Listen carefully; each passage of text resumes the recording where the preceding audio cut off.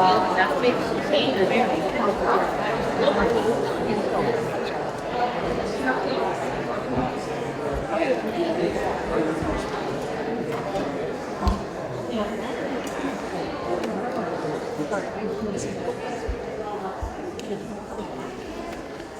afternoon, everyone. Can everybody hear me? Yes. Thank you. My name is Becky Strum. I'm a member of Indivisible Middlebury, and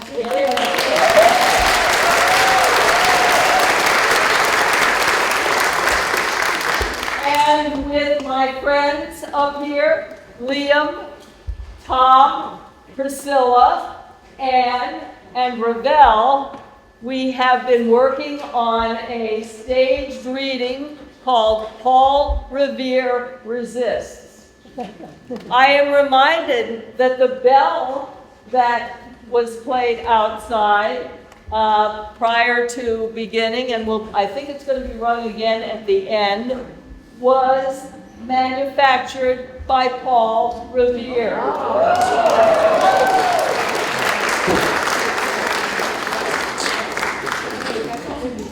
So this piece, this short play, was written by a group called Writers for Democratic Action. It was done originally this year on April 18th in Massachusetts in honor of the actual beginning of the Revolutionary War, the Battle of Lexington and Concord. And it was done that day, this year. To mark the real 250-year beginning of the Revolution. That group of writers sent the play around the country and offered it to different groups to produce for free, which we are doing today. It seemed, since it is historical and juxtaposes the times where rebellion against King George, it juxtaposes that with our times today. Seemed perfect to do on No King's Day. After we finish, anybody who wants to stay will have time for a short discussion, anything that anybody wants to add that you got from this piece or that you'd just like to bring up. Thank you so much for coming. We are thrilled that you're here. And now, Paul Revere.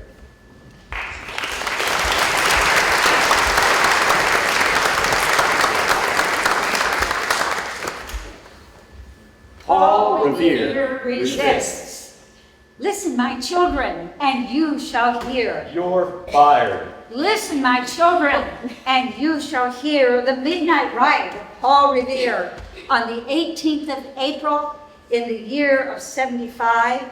Hardly man is now alive who remembers that famous day in Revere. Remember. Revere rode at night on the 18th of April, 250 years ago. But on the 19th, 250 years ago, came the climax.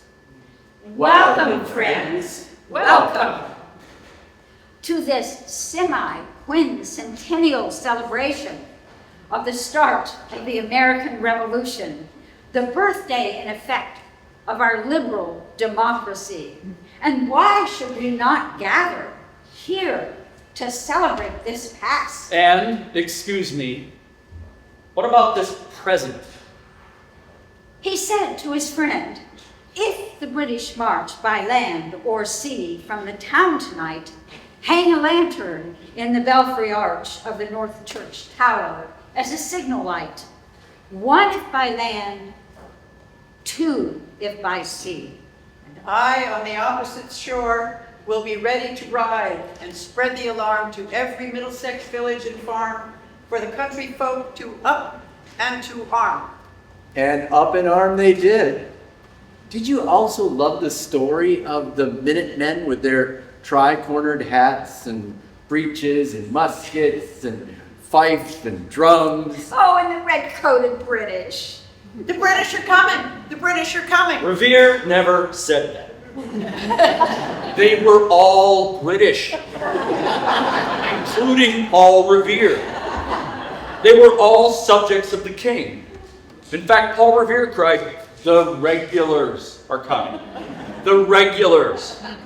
As in regulations, my friends. Also known as the law. Patriots. How about lawbreakers? Also known as traitors. Pardon me, who are you? You would probably call me one of the bros. We think the acronym DOGE is a little dodgy. In fact, since regulation and deregulation are essential to our campaign, we like to call ourselves the regulars. You all got the email, right? That you should expect me? We're celebrating the ordinary heroes of Lexington and Concord. The basic American virtue which revealed itself that day. Why does it feel dangerous just to lift up basic American values? Dangerous. Dangerous. I am Henry Wadsworth Longfellow, and I wrote this poem in 1860. Yes, dangerous. I deplored slavery, but I also dreaded what I could see coming, a civil war. A civil war in which 750,000 Americans would lose their lives. A proportionate figure of the population today would be 7 million. I wrote this poem to invoke the moral clarity and collective strength of those first patriots. Moral clarity and collective strength we need today. Some of us also Dread what we see coming. With good reason. Paul Revere may not have announced the Civil War, but his story was no nursery rhyme. In the battle he began, 155 people died. 200 were wounded, mauled, amputees. There were widows, orphans, ruptured families, neighbors set against one another. Survivors knowing they had death sentences hanging over them. That carnage is what you're celebrating with your little poem. Should we even be doing this? Of course we should. This is America. We still are free to gather. Look at all these folks here. You're all fired. Did you all fill out performance reviews? The 5 things you accomplished this week? No, of course not. Because you accomplished nothing, and that's why you're all fired. Fired. Right. And what if we get detained, deported, disappeared, have our green cards revoked? My parents brought me here when I was 3 years old, seeking education and opportunity for me, their only daughter. I didn't know I was an unauthorized immigrant till I tried to get a driver's license. All my friends could drive when they turned 16, but not me. Now I'm married to an American, and I work as a waitress in a restaurant that we love. But I was arrested in a raid, and I'm facing deportation to a place I don't remember, where I don't even know the language. I served in the United States Navy during the Gulf War, and then ran an auto shop in Wisconsin. I was a husband and a father to 3 children, 3 daughters. And a month ago, I was deported to Laos, a country I haven't visited since I was 10 years old. My wife and children are in crisis.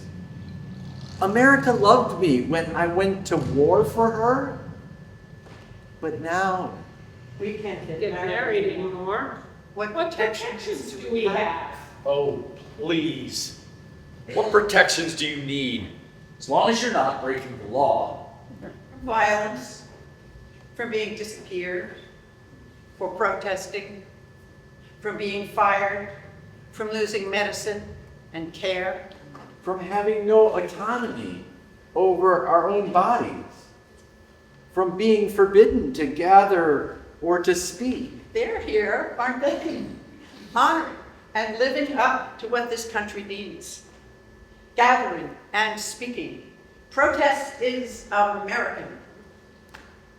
A hurry of hoofs in a village street, a shape in the moonlight, a bulk in the dark, and beneath from the pebbles, in passing, a spark, struck out by a steed that flies fearless and fleet.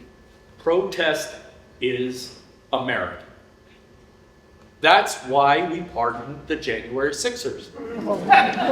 It was a day of love. They were patriots and peaceful. Yet they were treated like the worst criminals in history. They were just exercising their right to protest. Protest an election with violence. A rigged election. And what violence? Officer Brian Sivick of the Capitol Police died of strokes after being assaulted by rioters that day. Jonas Parker died after being bayoneted by the British troops. And what is your point? Freedom requires sacrifice, and only some protest is righteous. All federal funding will stop for any college, school, or university that allows illegal protests. Agitators will be imprisoned or permanently sent back to the country from which they came. Students will be permanently expelled, or if we decide it's a crime, arrested. I thought you said protest isn't illegal. I'm a PhD candidate in bioscience at an Ivy League university. I happen to be Jewish. I have watched legitimate fears of the rise of anti-Semitism on American campuses be turned into blanket justifications for silencing of pro-Palestinian voices, for unprecedented assaults on academic freedom, for the abrupt cancellation of grants on which research like mine depends. Not to mention the shutting down of criticisms of the killing of civilians in Gaza. The weaponizing of anti-Semitism by the Trump administration does not make me feel safer as a Jew. It insults me as a Jew.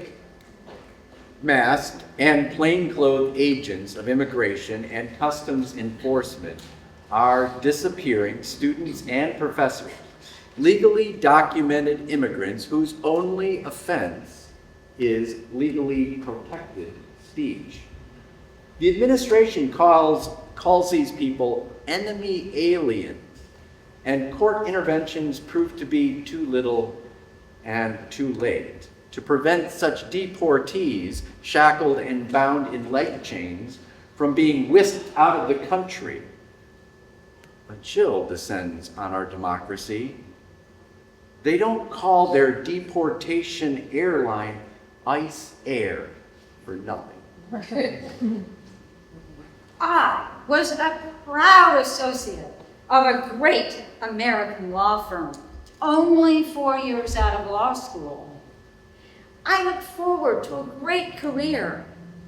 Then I waited in vain for my senior partners to denounce the demand by our own Justice Department that we turn over records of our firm's DEI efforts.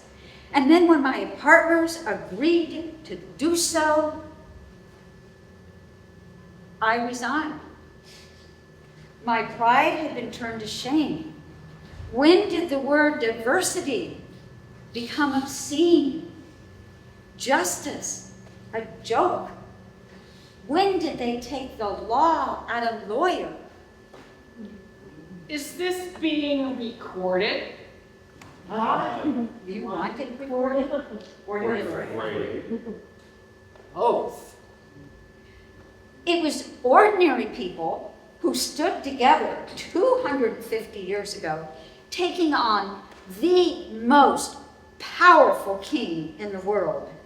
They were frightened farmers and blacksmiths and clerks, people like us. Alone, they were trembling with fear. Together, they were resolute. So yes, let there be a record. In case you didn't hear me the first time. All federal funding will stop for any college, school, or university that allows protests of which we disapprove. Agitators will be imprisoned or permanently sent back to the country from which they came. Students will be permanently expelled, or if we decide it's a crime, arrested. I thought you said protest is not illegal.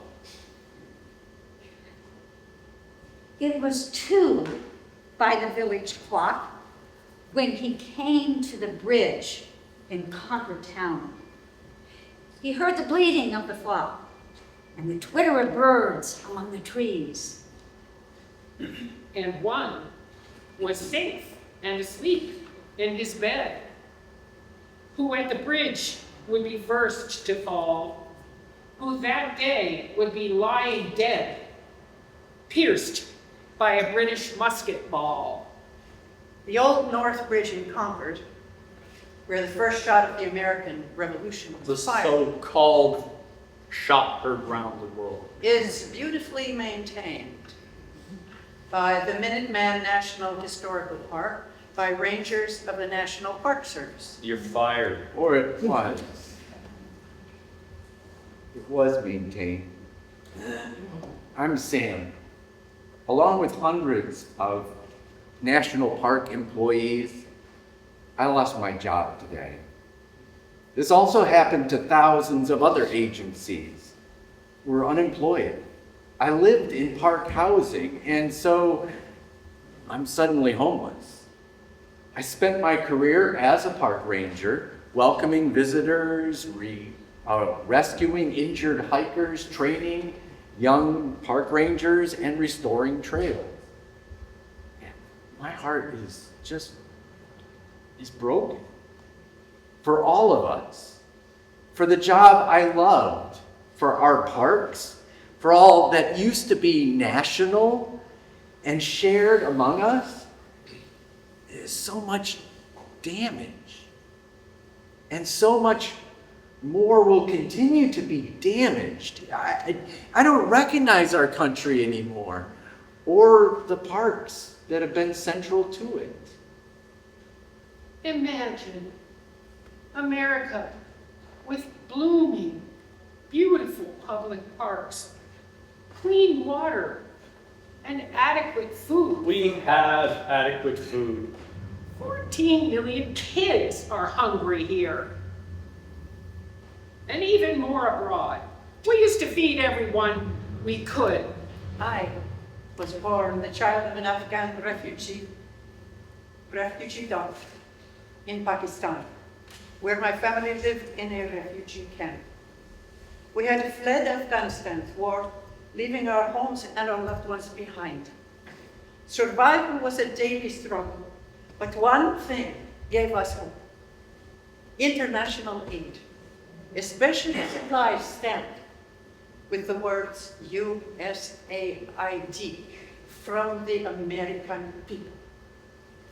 I still remember the white sacks of wheat and flour, cans of cooking oil, and school supplies. They weren't just items. They were the difference between going to bed hungry and having a meal, between a life of uncertainty and the possibility of an education. I once pointed to the words USAID from the American people and asked an elder what they meant. He said, the kindness of the American people. People I had never met, from a country I'd never seen, making sure we had food on our plates and books in our hands. Imagine. Those people should fend for themselves. I'm hungry. I'm hungry. I'm hungry. Later, I immigrated to the US, eager to get back to the country that had shaped my life. I started from the bottom, taking whatever work I could, until I started a career in finance at a nonprofit which implements AID-funded programs worldwide. Over 10 years, I have worked on projects that improve lives across the globe, programs that help people in need and also reinforce America's position as a leader in democracy, security, economic development. I have paid tens of thousands of dollars in taxes, proud to embrace the American spirit of paying it forward. Now, the President's executive orders threaten to dismantle these life-changing programs. Cutting foreign assistance isn't just about balancing budgets. It means real people will go hungry. Families will lose access to education, food, and health care. Somewhere in the world, a child like me, who might have been saved, will instead be left with nothing. My children, American citizens, asked me at bedtime if I would lose my job or be deported.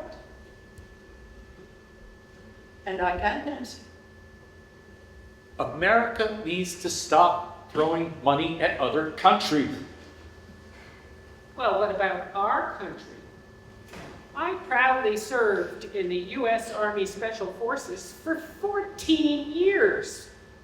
During a raid on an Al-Qaeda compound in Helmand Province, my Iron Giant, what we folks call tanks, got hit by an indirect.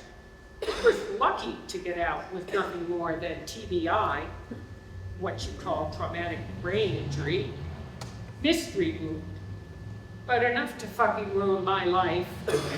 The only ones who've given a shit for me since I was dusted off are my VA docs and nurses, and the sweet ladies who answer their phones.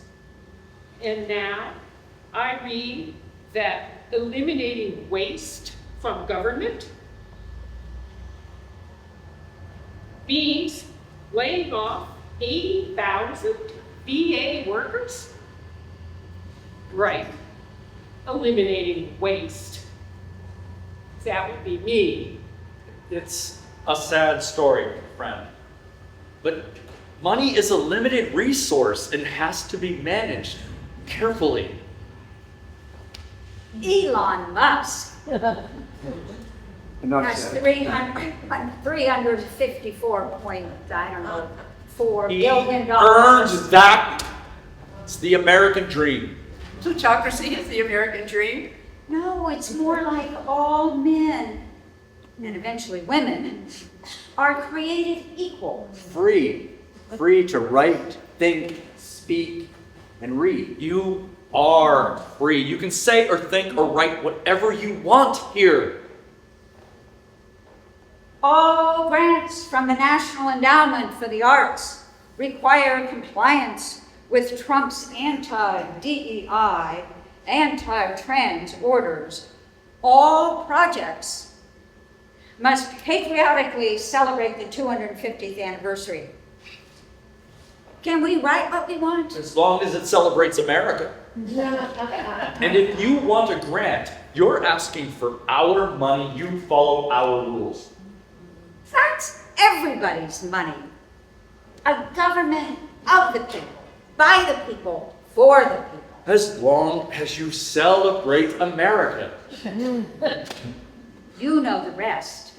In the books you have read, how the British regulars fired and fled, how the farmers gave them ball for ball from behind each fence and farmyard wall. Chasing the redcoats down the lane, then crossing the fields to emerge again, under the trees at the turn of the road, and only pausing to fire and load. Yes, you know the rest. What began 250 years ago was carried on through brutal warfare in Massachusetts. The British saw that Minuteman resolve, that courage, first displayed on April 19th. So the King's forces withdrew to New York, while American patriots, gathered in Philadelphia. to declare once and for all their solemn purpose. Each one who attached his name to the Declaration on July 4th, 1776, had every reason to regard that act as signing their own death warrant. The Declaration of Independence, most Americans like you, my friend, and your swarm of Trump-appointed regulars, fail to realize that the mythic July 4th proclamation goes far beyond the sweet opening lines, when in the course of human events, we hold these truths to be self-evident, to a blistering and profoundly treasonous litany of accusations hurled at King George III himself. These words in that solemn declaration are themselves the revolution, and these words are addressed now to you and your ilk. But read the charges afresh and hear us. We, the people, repeat the indictments of a king to hear them echo down through the centuries as indictments for today. Quote, "The history of the present king, Great Britain, is a history of repeated injuries and usurpations, all having in direct object the establishment of an absolute tyranny over these states. To prove this, let facts be submitted to a candid world." Fact, quote, "The king has refused his assent to laws the most welcome and necessary for the public good." Fact. Your president declared, "He who saves his country does not violate any law." His Supreme Court preemptively agrees with him. Or if not, then, as his vice president proposes, echoing Andrew Jackson, he can dare the court to try and enforce its ruling. Fact. King George, quote, has dissolved representative houses repeatedly for opposing with manly firmness his invasions on the rights of the people. Fact, your president dissolves the 22nd Amendment to the Constitution, declaring there are methods for him to run for a third term as president. He adds, "I'm not joking."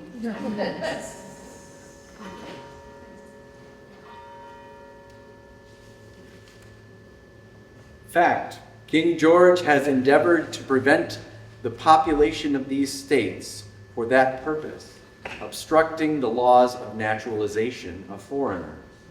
In fact, your president, by executive order, guts the 14th Amendment declaring the end of birthright citizenship for persons born in the United States. Fact.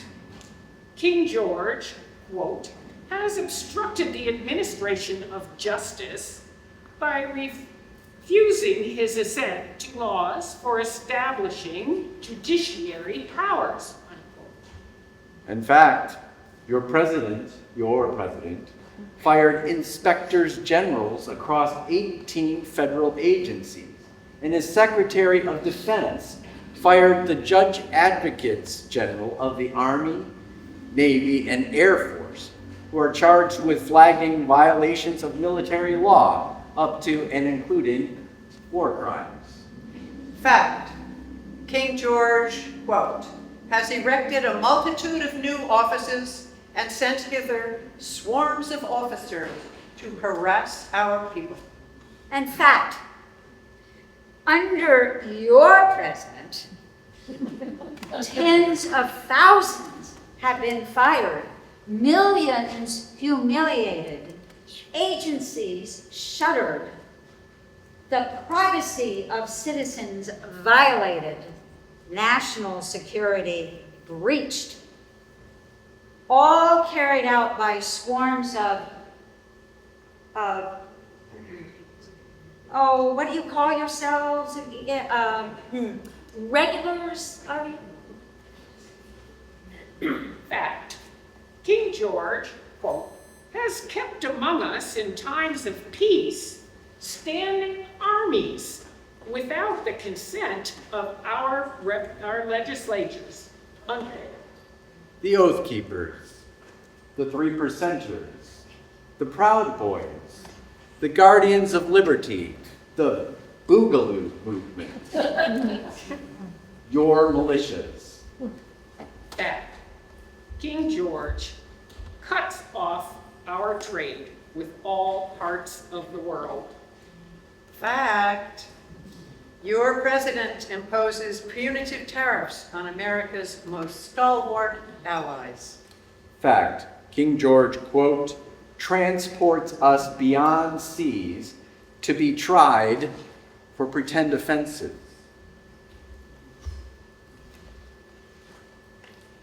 Fact.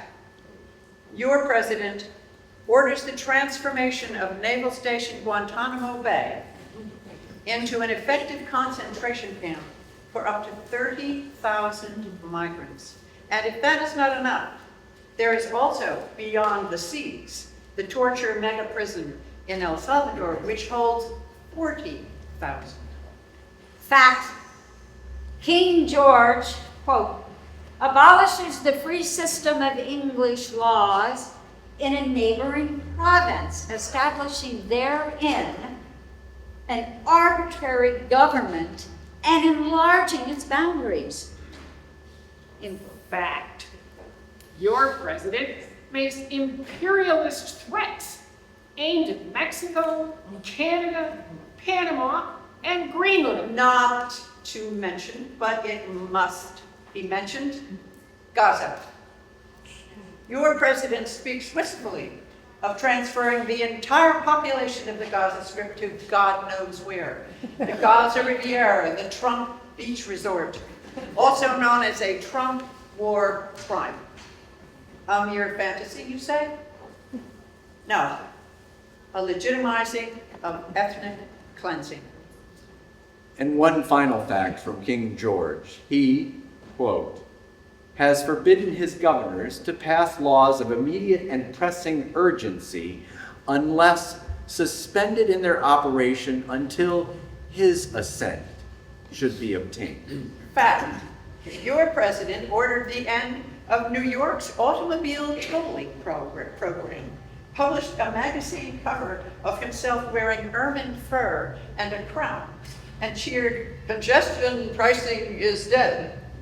Manhattan and all of New York is "Say, long live the king." Oh my, there you have it. There you have it, friend. From Donald Trump himself, declaring himself the king. And no, as all this evidence makes clear, he is not joking. So, from the Declaration of Independence to the record of this WDA staged reading, the verdict of history is clear. Ordinary people took on the king, and ordinary people must do it again. The regulars are coming. The regulars are coming. The fate of a nation Was riding that night. 250 years ago, we all stood together. Ordinary people taking on the king. We refuse. We resist.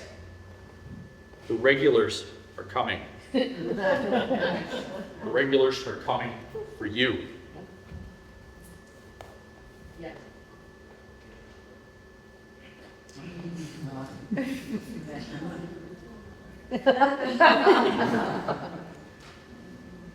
And you.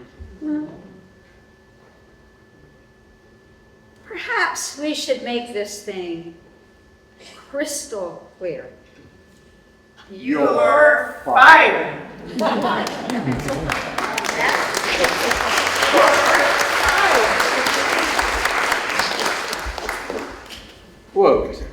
and for the support of this Declaration of Independence, with a firm reliance on the protection of divine providence. So through the night rode Paul Revere, and so through the night went his cry of alarm to every Middlesex village and farm, a cry of defiance and not of fear. We mutually pledge to each other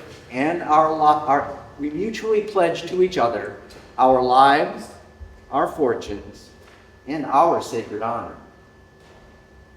A voice in the darkness, a knock at the door, and a word that shall echo forevermore. For born on the night wind of the past, through all our history to the last. In the hour of darkness and peril and need, the people will waken and listen to hear the purring hoofbeats of that steed and the midnight message of Paul Revere.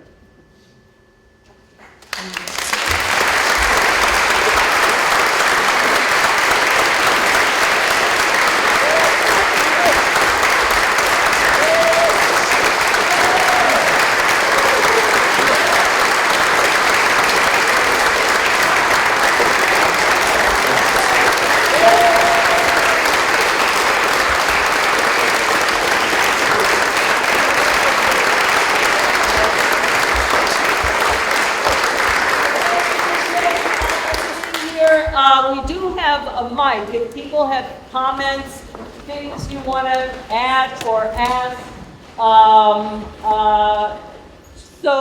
Teresa, could you give it to the people, or one of you guys want to get their chairs here and sit down for a minute? Hi. Hi. Oh, sorry. Hi, I'm Jan Alberts, and I've lived in this area for 40 years, but I'm from Minnesota, and I don't know how many of you have heard what happened yesterday, but the woman who was the Democratic head of the Minnesota state legislature and her husband were murdered in their home by a man impersonating a police officer. Another man who was in the Democrat in the state legislature and his wife were also shot in their home. At this point, they haven't caught him. He had a fake police car, a fake outfit, and I just don't want those shots to be the shots that undo the shot heard around the world that we were talking about today. And we've got to figure out what we're going to do. But I just wanted to ask everybody here if we could take 1 minute. If you're a prayer, say a prayer. If you're a ponderer, ponder. It can be take a minute in memory of them. They died for us.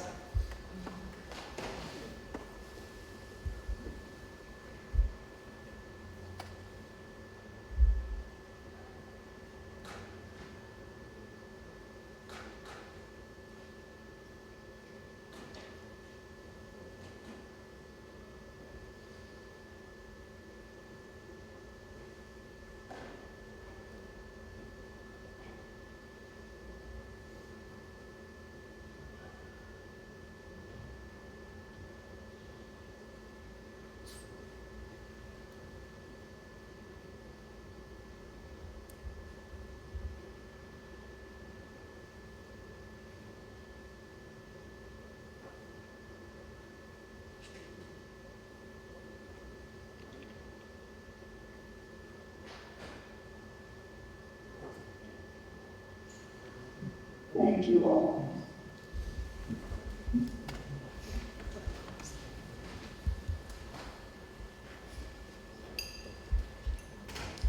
Was there anything in the piece that you heard, I hope everybody could hear, in the piece that you heard that stands out, that stood out, something you didn't know, something you'd like to comment on? Yeah, we do have a title.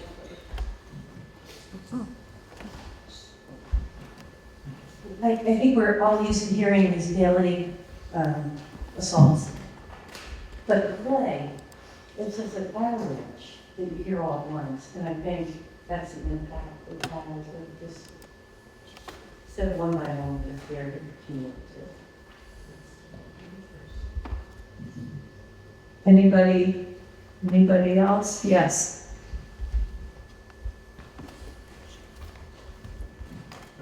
For many years now, I've been thinking about the quote from Revelation. I think it's either Revelation at the end, about wars and rumors of wars. And this has been hanging around my mind and my heart for several decades now. Wars and rumors of wars. My helper's son had a friend whose fiancé was just appointed. My sister used to go out Stratton. The people came for their dishwasher, who was from somewhere in Eastern Europe. You know, the owners sat there and watched them take this man away, the owners of the Revere house, and didn't do anything. And these are things that have been rattling around with me for quite some time now, and it's still the same. No difference. They didn't even bother. Thank you for sharing those things. Anybody else?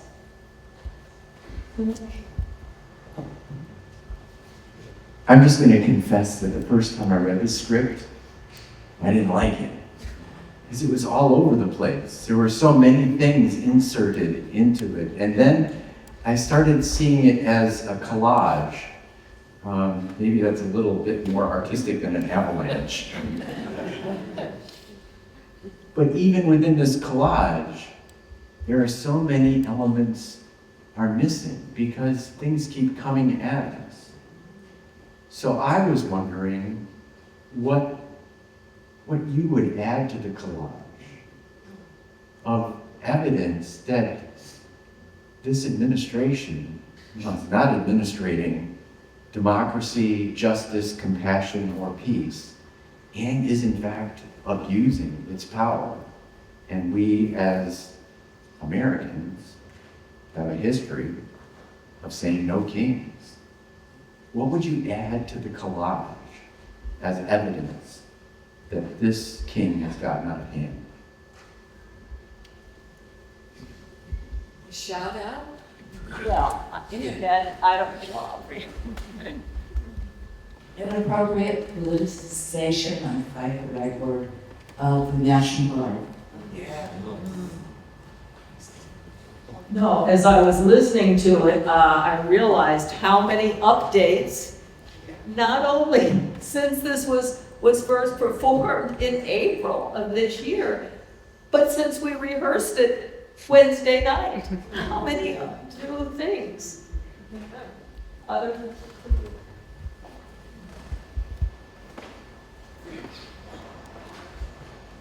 George III reigned by divine right, and it disturbed me very deeply that there are many, many Christians in the United States of America who have crowned the present president with a divine right and with blessing, and giving a whole religious / spiritual impact, which I think is very troubling and should trouble all of us, whether we are people of faith or not.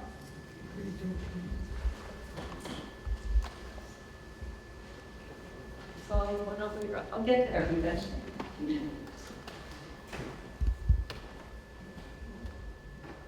You know, this is about a king, but we need to remember that Hitler was elected. So it isn't just an anointed king. You can elect a monster and a tyrant as well. Thank you. Others? Was there? And just building on what was said before, I think First of all, thank you for the really well-read dramatization of this debate and changing roles. And what I realize is as long as we can build community, then the fear doesn't overcome us. And while I was listening to all of you, you know, my heart got a little lightly actually, because we are having still dialogue out in the open, and I think that is, you know, for me the most important, to have a community who we can rely on. Thank you. Yes, thank you for the reading. You all did wonderful. I'd just like to say, like, what I'm struggling with most is the fact of how many organizations, colleges, businesses are just rolling over. There's a threat, and they roll over, and they don't stand up to what's going on. And certainly the Congress is not standing up to what's going on.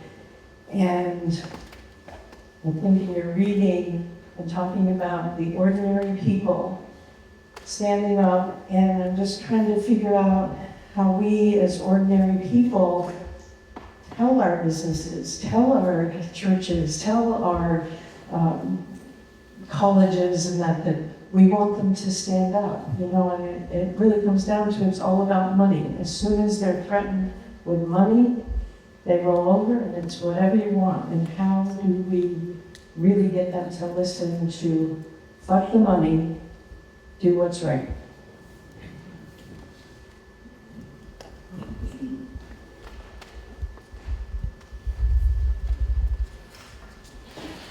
So I just wanted to follow up on what you said about Hitler being elected. My mother was 16 years old when Hitler came to power in 1933, and she was part of a fairly Orthodox Jewish community in the city of Mainz. And I asked her that, when I was interviewing her about her life, what people thought about Hitler coming to power. And she said, this was the 14th government in the Weimar Republic. She said, people were not concerned because they said, oh, it's just another passing government. He'll be gone in 6 months.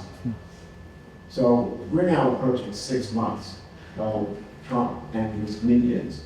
And I shudder to think how history is not repeating, it's mutating. And and I thank you for being the Paul Revere's. I'm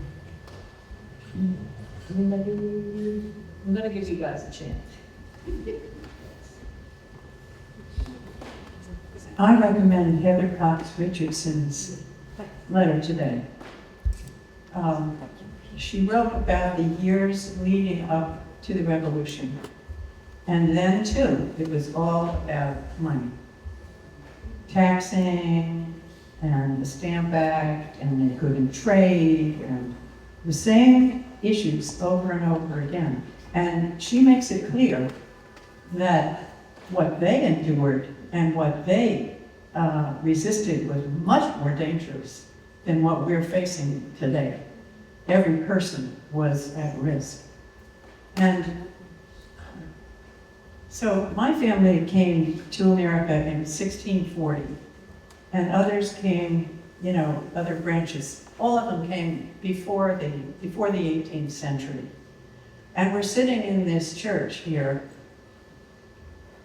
These things happened right here, right in Vermont and Massachusetts and Connecticut and all of these places. And of course, those places are very diverse now. But we can all reach back to where many of us, to where our own families came from, or where our own towns came from, or certainly where our own states came from, and find some sort of humility about what's going on today. You know, like, oh my gosh, you know, so-and-so happened. Yeah, right, that happened before the revolution, over and over and over and over again. And they were fighting the most powerful man in the world, that is the King of England. So, Forza, everybody.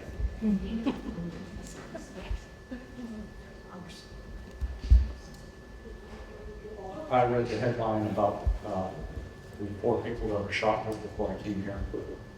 Hold it up a little. A little more. Stand up and stand up. I read, any more demands? I read the headlines just before I came here about the 4 people who were shot. My biggest fear is that it turned out that they were shot by one of us, because that has happened, and it seems to happen. The left will be like, you're not doing enough.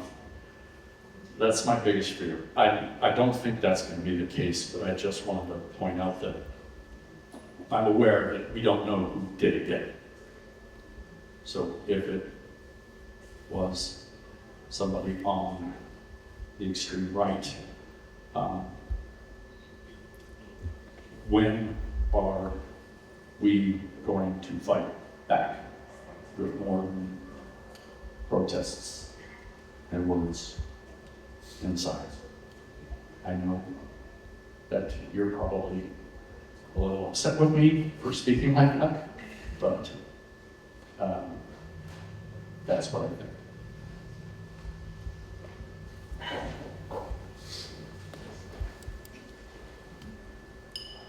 I'm enjoying positive contrarianism of trying to go the other way in a positive way.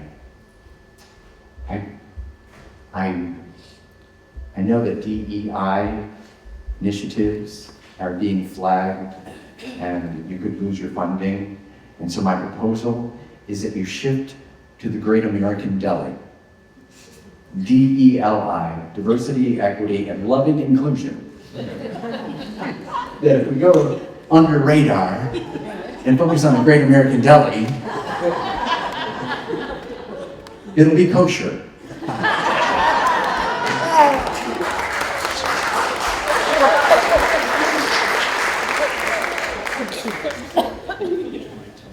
And I think it's worth mentioning that the loving inclusion needs to include more than human beings and the earth, because not only are we waging these wars on a species level as humans, but the rest of the planet is suffering and hurting, and so we have to pull that in at all times.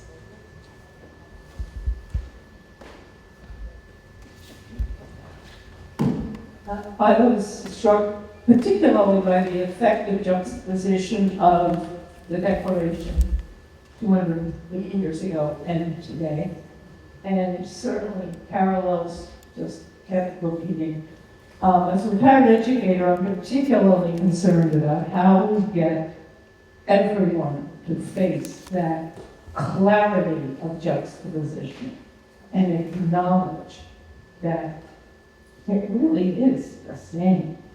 Even if they voted for a certain person, that maybe if it's economics, look at Medicaid, look at Social Security, look at erasing, black generals from Army history and female Navy chiefs of staff, and see it's exactly the same. That's my fear, is that they don't want to see it, they won't, but that's where I'm putting my energy, is to face the clear reality. It's same old, same old.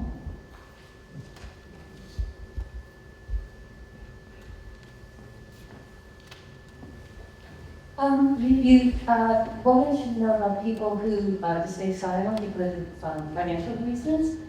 Boycotts. We need to boycott all the businesses and the people and the news sources that, money talks, let's be mass, like protests, and protests changing people's minds. When there's enough of it, people can't always see that. It might give them the courage to, then say, stand up and do.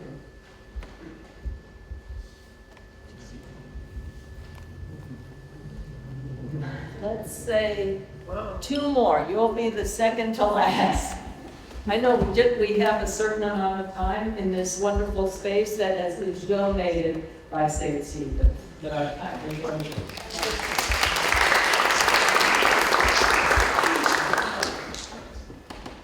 I think it was absolutely an excellent performance, and I kept thinking, how can this be repeated all over, really all over the country? So kudos to you, Amy, and everybody involved in it.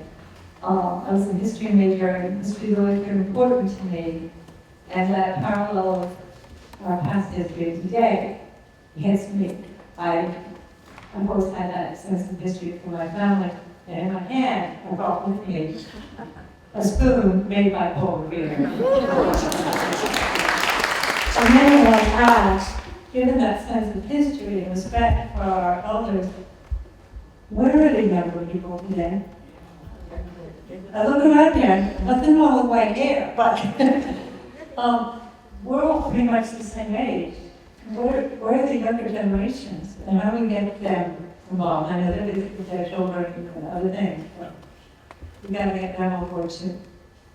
My granddaughter was